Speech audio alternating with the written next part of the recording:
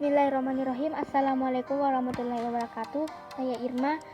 Di video ini saya akan memaparkan materi mengenai DHCP server. Pengertian dari DHCP server. DHCP merupakan singkatan dari Dynamic Configuration Protocol, adalah sebuah layanan yang secara otomatis memberikan nomor IP kepada komputer yang memintanya. Komputer yang memberikan nomor IP inilah yang disebut sebagai DHCP server, sedangkan komputer yang melakukan request disebut DHCP client. Fungsi dari DHCP ini adalah dapat memberikan nomor IP secara otomatis kepada komputer melakukan request. DHCP atau Dynamic Configuration Protocol adalah protokol yang berbasis arsitektur klien atau server yang dipakai untuk memudahkan pengalokasian alamat IP dalam satu jaringan. Sebuah jaringan lokal yang tidak menggunakan DHCP harus memberikan alamat IP kepada komputer secara manual. Jika DHCP dipasang di jaringan lokal, maka semua komputer yang tersambung di jaringan akan mendapatkan alamat IP secara otomatis dari server DHCP. Selain alamat IP, banyak parameter jaringan yang dapat diberikan oleh DHCP seperti default gateway dan DNS server.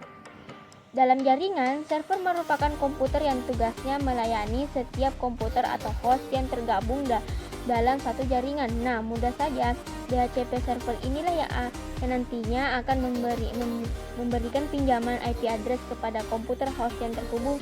DHCP server merupakan komputer yang berfungsi memberi pinjaman IP address ke host yang ada, sedangkan host yang mendapat pinjaman IP address dari DHCP server tersebut biasa disebut DHCP client. Jadi di mana ada server pasti ada klien juga.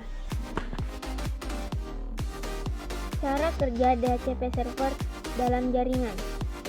Terdapat 4 tahapan yang dilakukan dalam proses peminjaman IP address pada DHCP. Tahap pertama, IP list request. Tahap pertama ini merupakan tahap di mana si klien dalam jaringan meminta IP address yang tersedia pada DHCP server. Awalnya, saat pertama kali klien tersebut dalam jaringan, klien ini akan mencari dulu apakah ada DHCP server yang bekerja pada jaringan tersebut. Nah, begitu ditemukan, klien akan meminta IP address pada DHCP server yang ada.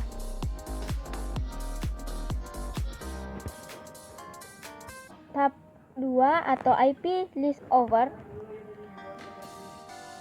Pada tahap ini, DHCP server mendengar broadcast dari klien yang baru terhubung dengan jaringan ini. Kemudian DHCP server memberikan penawaran terhadap klien tersebut berupa IP address.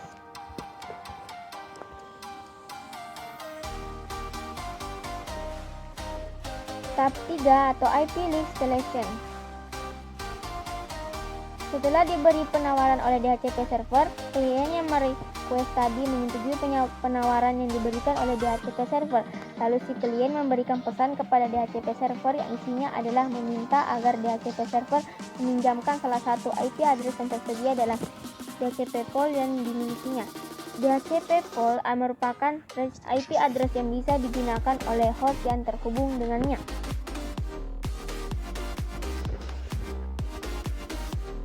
Tahap 4, IP list acknowledge. Pada tahap terakhir ini, DHCP server akan merespon pesan dari klien dengan mengirimkan paket acknowledge yang merupakan IP address dan informasi lainnya yang dibutuhkan.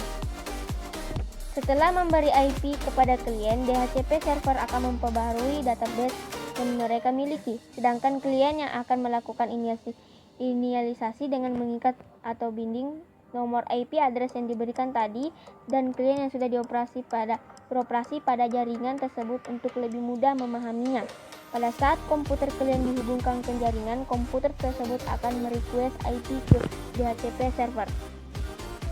DHCP server menjawab dengan memberikan informasi terkait IP address termasuk subnet mask, gateway, DNS, dan lainnya ke komputer klien. Setelah meminjamkan IP, DHCP server akan mencoret IP tersebut dalam daftar pool yang dia miliki dan menandakan bahwa IP tersebut sudah dipinjamkan ke salah satu klien. Namun, jika dalam daftar IP pool yang sudah tidak ada lagi nomor IP yang tersedia, maka si klien tidak akan mendapatkan nomor IP dari DHCP server dan dengan demikian si klien tidak akan pernah bisa terhubung dengan ke jaringan tersebut.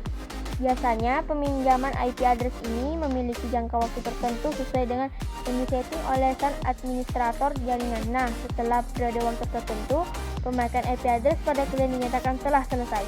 Kemudian, jika si klien tidak melakukan request ulang, maka nomor IP tersebut akan dikembalikan kepada DHCP server yang meminjamkan. DHCP server dapat meminjamkan IP tersebut kepada klien lain yang membutuhkan.